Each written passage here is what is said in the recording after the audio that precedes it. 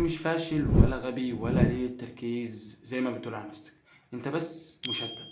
والتشتت ده لو سايبه يكمل معاك كده هيضيع سنين من عمرك، وانت فاكر انك بتستريح وبتاخد بريك بسيط. 5 دقايق موبايل، 5 دقايق يجيبوا نص ساعة، ونص ساعة تجيب ساعة، وفي الآخر تقول أنا عملت إيه النهاردة؟ ولا حاجة.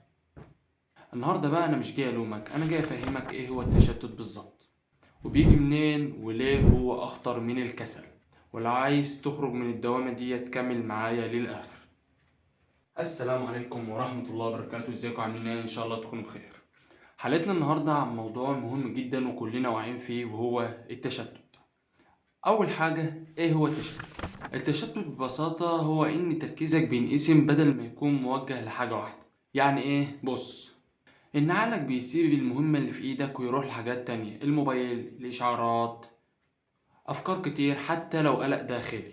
مثال من حياتنا، قاعد بيذاكر تقول 5 دقايق بس موبايل، تفتح التليفون، تيك توك، فيديو يجيب فيديو يجيب فيديو، تبص تلاقي نص ساعة عدت وهوا، وانت ولا فاهم ولا ذاكرت ولا عملت أي حاجة. ده بالظبط التشتت والموضوع اللي احنا هنتكلم عليه النهاردة إن شاء الله. عندك تاني حاجة، وهي التشتت بيجي منين؟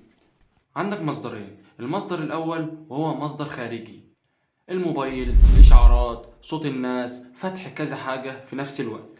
عندك تاني حاجة والمصدر التاني وهو مصدر داخلي، سرحان، قلق، توتر، تفكير زيادة، ملل، وانت قاعد قدام الكتاب بس دماغك في حتة تانية.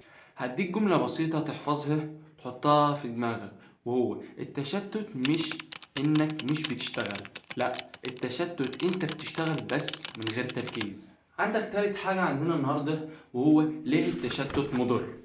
عندك أول حاجة، بتضيع وقتك. لما دماغك تتشتت بتضيع ساعات كتير من غير ما تحس.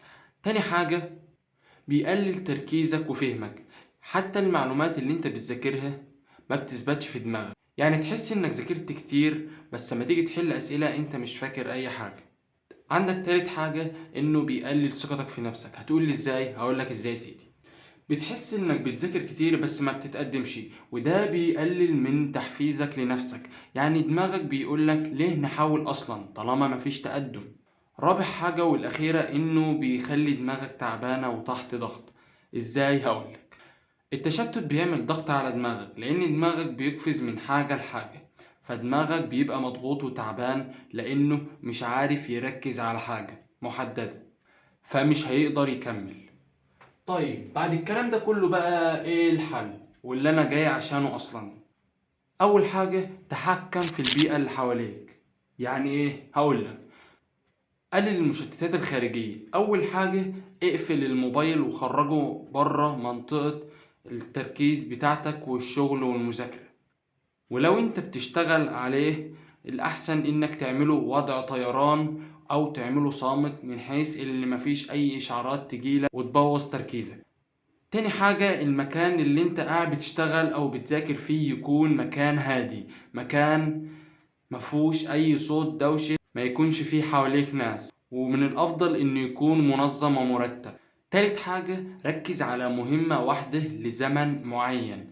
يعني ايه؟ يعني مثلا هتقعد تذاكر عربي، الزم نفسك انك هتذاكر عربي في وقت معين. مثلا هتاخد 50 دقيقة مذاكرة ومعاها بعدها 10 دقايق راحة، فانت معرف دماغك انك بعد 50 دقيقة هتاخد 10 دقايق مكافأة، فانت دماغك بيلتزم انه يكون مركز على المهمة اللي عليه.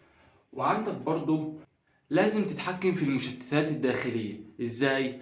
يعني وانت قاعد بتذاكر وجالك اي افكار داخلية وانت مركز، هات اي ورقة خارجية واكتب فيها الافكار، من حيث ما تسمحش لاي مشتت يشتتك عن التركيز اللي انت فيه. وما تنساش برضو انت اما تركز على حاجة واحدة، وقتك وجهدك بيكونوا اقوى حاجة، وما بيكونش فيه تشتت خالص. وبس كده موضوعنا النهاردة يكون خلص.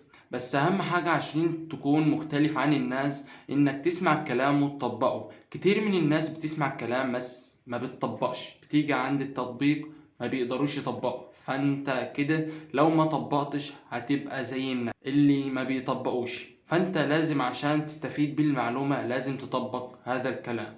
وبكده الحمد لله نكون خلصنا، ولو عجبك الفيديو ما تنساش اللايك والاشتراك وتفعيل زر الجرس عشان يوصلك كل جديد. ولو ما عجبكش الفيديو برضو حط لايك واشتراك.